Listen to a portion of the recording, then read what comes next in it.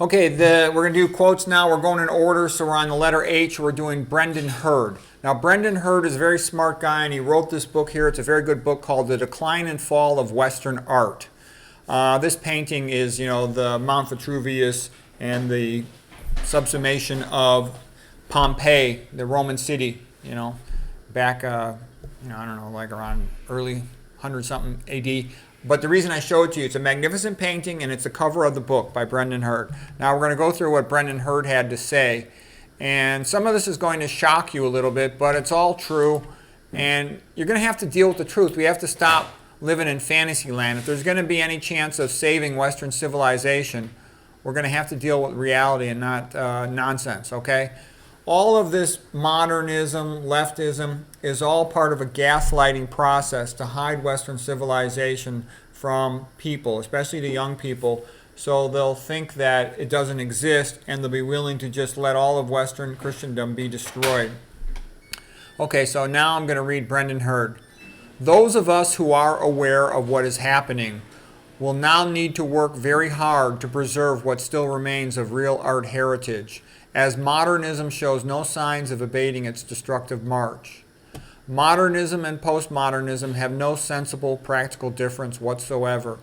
Postmodernism is just an invented category to pretend that there are movements evolving beyond modernism. Today, traditional art is associated with patriarchy and oppression, despite its objective excellence. Such a philosophy is obviously the champion of mediocrity and decline. We have to be honest about things, okay? Almost all of the great art, 99.999% of it, was produced by white men, white Christian men, okay? That's just a fact, okay? Other cultures, other genders, they've got talent too, fine. But these are the guys who did it. Women have always been having about 10 babies, and they haven't had time to be an artist. To paint a masterpiece, you got to make about 100,000 objective decisions. If you got, 10 babies needing to be nursed and fed and all that stuff, you're not going to have time to sit there all day, day after day, to make these masterpiece paintings. These guys who made these masterpiece paintings, like Albert Bierstadt, Frederick Edwin Church, Thomas Cole, they would travel around the world on their own to spots where there was great nature and just live there and camp there and just paint, okay? You can't do that if you got 10 babies at home. All right, so it's just a fact. It was done by men, all right? And it was done by Christian men. You also have to have this belief that you're honoring God with your creation such that it's worthwhile. Most cultures, they don't paint, they don't draw. They're like as primitive as the caveman. And if you don't have this idea that I'm going to honor God with my painting, a lot of religions forbid painting, then you're not going to produce any great artists. That's just a fact. And that's why multiculturalism is such a joke, because these other cultures that want to say they're equal to Christian culture, they don't produce anything. They don't produce any arts. How could they be equal in art? They don't even make any, okay? It's a joke. And people should recognize that Christian art is so far superlative, there's nothing else remotely in its category. It basically is, by definition, the great art. Okay, I tell you this because it's all being destroyed. And don't get me wrong. What's going to happen in Europe is what happened in Russia. They killed 65 million Christians and they burnt down 48,000 churches. Okay, so we need to stop this nonsense because it's only going to lead to the destruction of the good things in the world. Okay? All right, so Brendan Hurd continues. He says, for the true artist of today, there is no outlet at all to speak of, let alone the flourishing. Yeah, because all these modern so-called art museums, they're fake. Modern art is fake. If a child could make it, it's fake. All modern art is fake. And the university professors who pretend it's real, they're a bunch of scumbag, lowlife, conformist douchebags, okay? They're no good, and you need to recognize that. That's why I've also made previous videos. All university experts, they stink, okay? And you need to get that, because the only way there's going to be respect again for the real stuff, the good stuff, the truth, is if people value it. Okay, and in order to value it, you have to know what it is, and you have to know what is not true. Okay, so he continues. When you see, oh, by the way, the great artists, they still exist. They're just in hiding because they're not allowed into the museums. And so, I try to show you a couple of their paintings whenever I get a chance, but they're hidden from the public, but they do exist. Okay? When you see a Greek sculpture, you sense immediately the greatness of the underlying civilization and philosophy. You ask yourself, who made this? What is the mystery of this achievement? You know that you have been witness to artistically superhuman achievements, and that realization can never be unseen. You know to in an instant the near impossibility of surpassing the maturity of that idealism, and setting this near impossibly high standard as the goalpost of excellence has been antiquity's greatest gift to the legacy of Occidental art. Yeah, it's magnificent Western art. The fine art critic with verbose obfuscation is the true modern artist, the architect of our artless wasteland, talking nice-sounding nonsense that confuses and disguises garbage as highbrow intellectual sleight of hand. So what they do is they use a lot of fancy verbiage to pretend that modern art is real. It's not. It's fake. Okay? And people should acknowledge that and say that out loud. Point out what a piece of crap it is. Okay? Because I've had women I've dated when I was younger, and they would sit there and try to tell me that modern art was good. And I was like, shut up, you stupid idiot. You don't even know what you're talking. You're just a conformist, lightweight dumbass. Okay? Anybody that thinks modern art is real is either a liar or an idiot.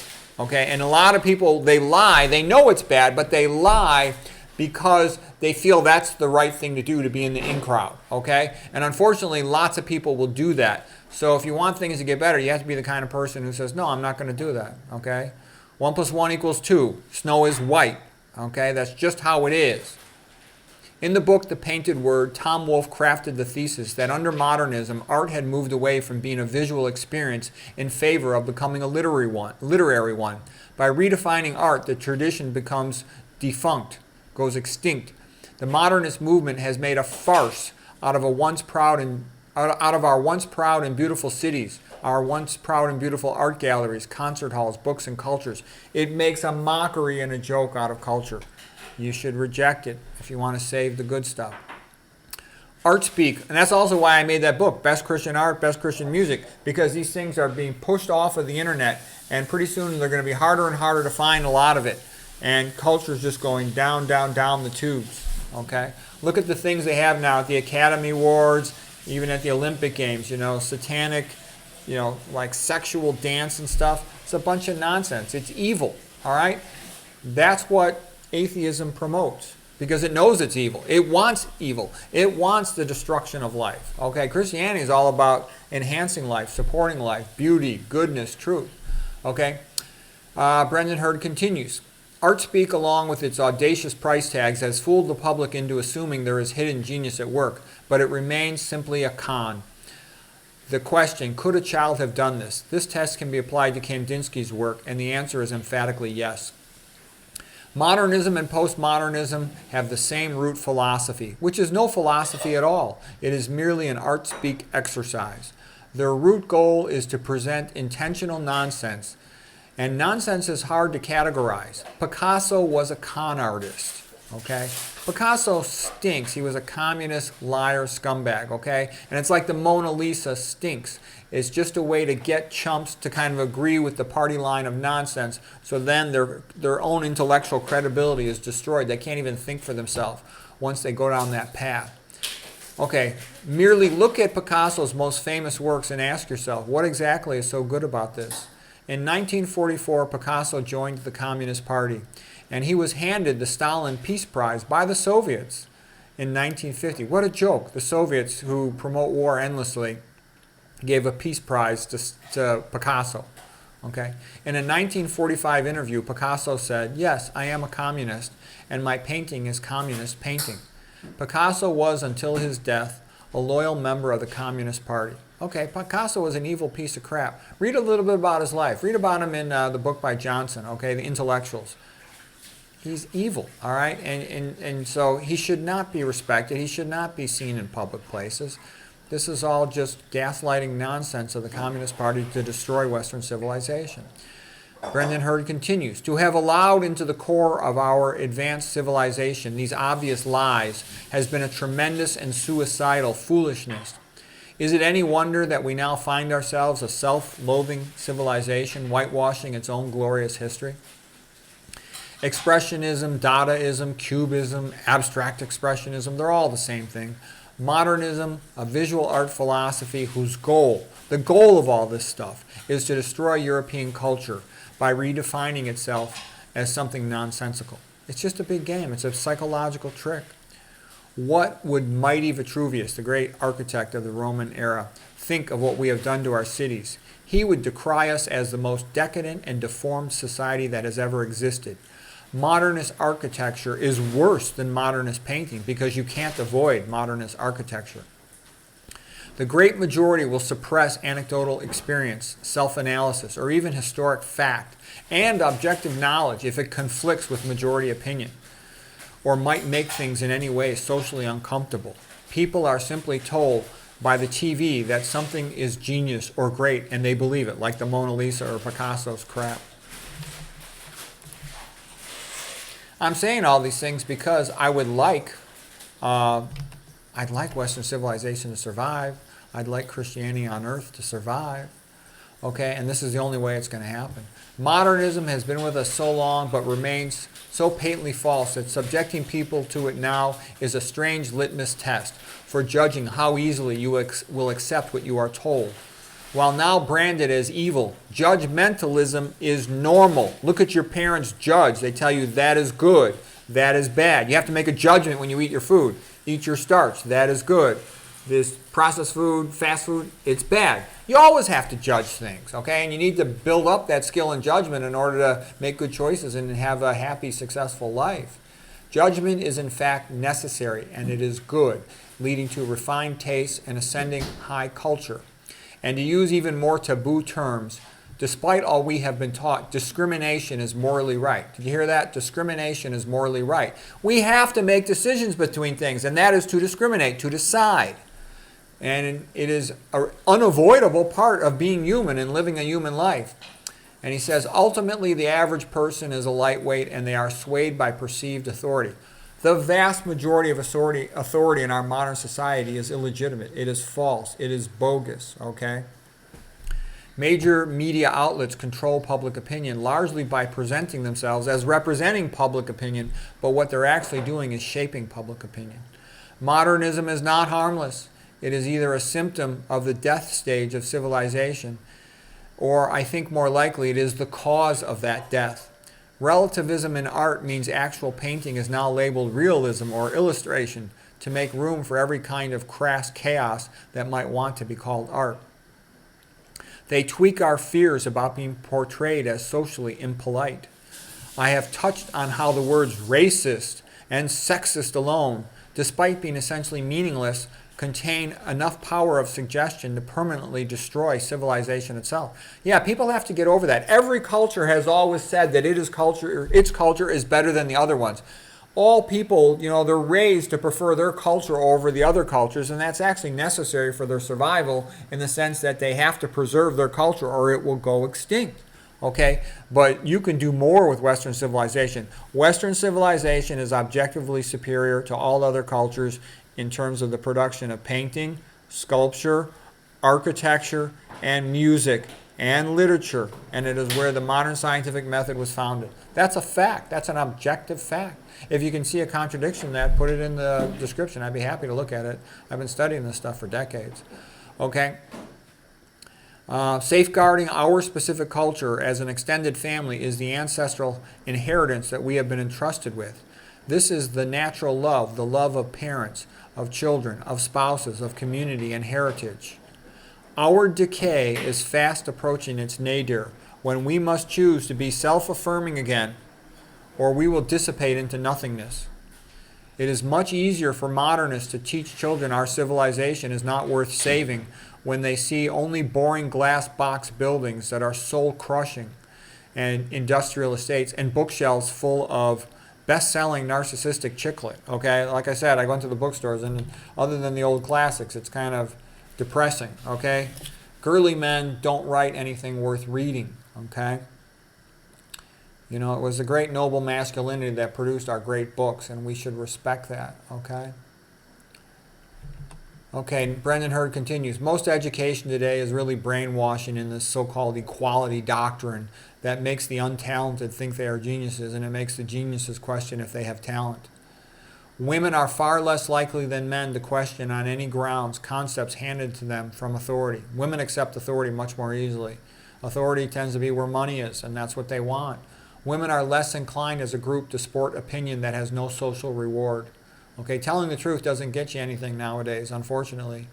The great artists are largely, it's hard for them to make a living. The great musicians, a lot of them, it's hard for them to make a living because true excellence is not very much valued by society. Okay, and then he says, females carp about equality and want to be in the workforce, but you don't see women volunteering to work in the coal mines, to work in the sewers or the foundries. They've got the physical strength of a boy in 5th or 6th grade. They can't do physical labor that men do. It's just a fact.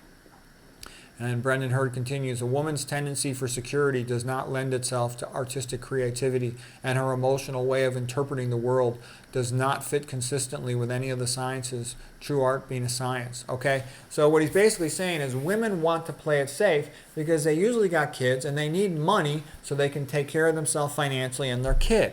Okay? Whereas a guy is much more willing to accept being, broke for a couple years at a time to develop his artistic skill and try to get recognized for it in the world.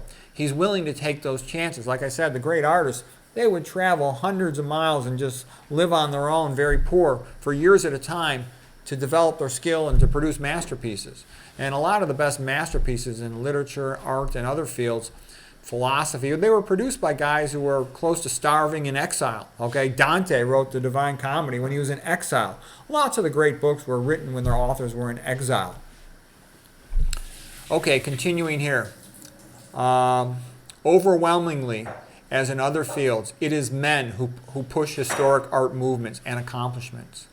This is a natural limitation. It is as natural as men. We can't have babies. We can't give birth, okay? So that's not an issue for us the way it is for women.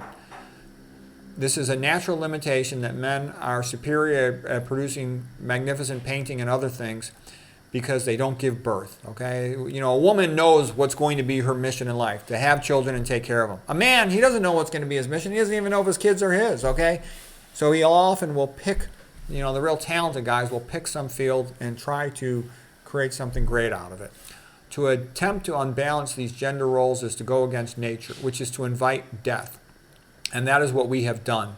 Women tend towards irrational hyper-egalitarianism.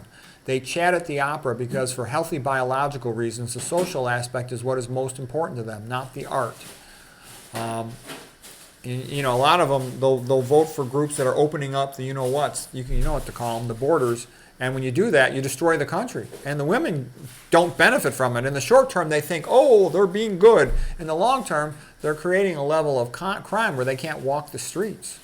Okay, because these other cultures, these third world cultures, they look at them as just baby incubators, and they have no kindness for them, and they'll just drag them into an abandoned building. Look all over Europe. It's happening all over the place. You've heard about the Pakistani RAPE gangs, just dragging women into buildings, and then the rulers let them get away with it.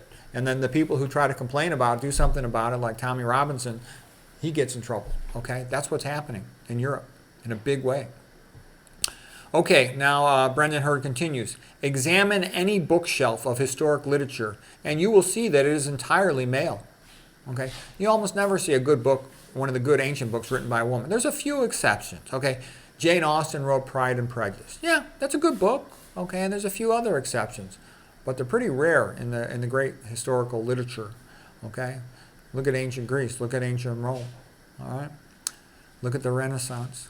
They acted by force of will, these men, or divine guidance with goodness and truth aimed at self-improvement. Bookshelves of real knowledge are filled with the writing of European men.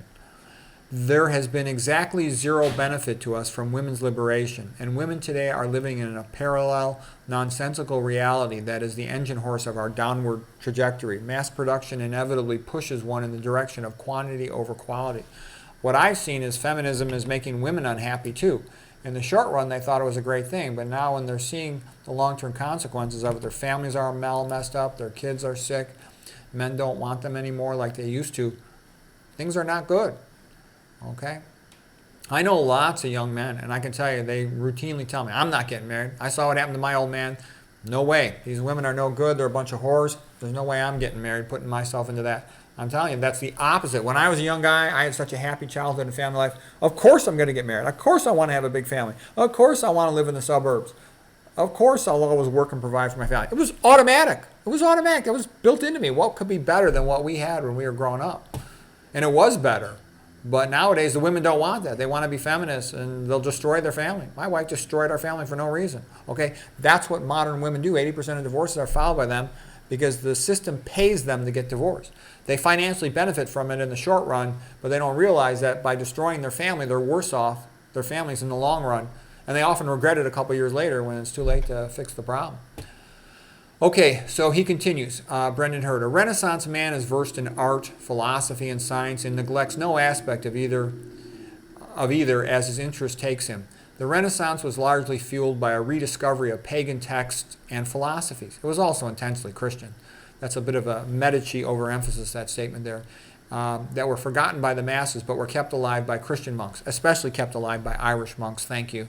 The book is How the Irish Saved Civilization by Thomas Cahill. Okay, Brendan Hurd continues. To Socrates and others, the only philosophical virtue that could guide a soul through the cycles and stages of life. Wisely, we will not regain our culture or art of any sort until we earnestly undergo a religious revival. Yep, I agree. It's either we're going to go back to Christianity or atheistic Darwinism is going to keep on winning. Right now it's winning. Communism is winning. Atheistic Darwinism. And it's just going to smash everything down. They first got to kill off the white Christian male because he's really the strongest source of speaking up for freedom. Okay, once he's destroyed, the attitude of the communists is the billionaire perverts who run the world is, look, all the other groups are too small. We can pay them off or we can bump them off pretty easily. They're weak. They don't have any ability to stop this. It's only the white Christian male who's got the ability. That's partly why they want to defund him through all the divorce and through other things, unfair treatment in the workplace, unfair treatment in the academic centers, so that him as a group becomes weaker and weaker because they feel the women are easy to control. A lot of these other groups are smaller, they're stupid, they're going to be easy to control. It's just a fact. This is how they think. I know how they think. I've read their works, okay? And we're in the 75% destroyed phase of Western civilization. But we've got enough left that it could be saved, so let's hopefully save it. Or it might be really more like 50% destroyed, but it's sort of at a tipping point, and hopefully it'll tip back into the saving itself. Okay, so Brendan Hurd continues. We need to have a religious revival or Western Civ is done. To reclaim a metaphysical view, even a rational one, is a kernel of creativity. Neoplatonism strongly influenced Christian theology throughout late antiquity and the Middle Ages. This was largely thanks to Christian writers like St. Augustine of Hippo and Dionysius the Areopagite, okay, who were both influenced by Plotinus. Okay, that a little bit gets back to the, Nietzsche had said that Christianity is really Platonism for the masses. And there's some truth in that. It's obviously an overstatement, but the ancient Greeks had tremendous influence on Western civilization. We shouldn't forget that. New Testament is written in Greek. That's not an accident. Okay? And now here's some good stuff. He's finishing up here. There is a slowly dawning realization amongst artists and philosophers that we cannot live without a metaphysic. When we individually or as a society determine that the human religion is not true, and we do away with the concept of God, it seems that we cannot do so without leaving behind what is best in us. Look at Bach. Look at Michelangelo. Look at Isaac Newton. Look at Mozart. Look at Handel. It's the people inspired by God that create the greatest works of art and the greatest science. And if you get rid of that, you don't got much left. Atheistic modern science is a joke. It's all bought and paid for by these corporations. And there's endless lying, endless suffering of the poor patients who get screwed over, treated with these fake drugs that don't work, okay? Okay, Brendan Hurd continues. We see vividly in our artworks of today, all of which are failures, the loss of the spiritual element. The direct relationship between spirituality and art is fundamental. Okay? He says we need to believe in ourselves to have art. Inspiring art does require self-belief. A culture that believes in itself and its religion, it keeps on improving and doing great things. Once people get tricked into this atheistic Darwinism, nihilism, that life has no meaning. Well, if you think life has no meaning, how are you going to create a meaningful work of art? It's like an oxymoron. So Brendan Hurd concludes here, can Western civilization be saved? The puppet masters don't want art and they don't want ideas coming from the proles. They want a tactless strip mall population of spiritless drones. But our tradition is not gone from us. It is merely hidden. It's a big line. Our tradition is not gone from us. It is merely hidden. And that's one of the things I'm trying to show you on this channel. I'm trying to show you a lot of these beautiful things because they're magnificent. They're the best that mankind has ever produced. You know, the honor of God, okay? And that's where it comes from. Okay, anyways, I hope you found that interesting and helpful.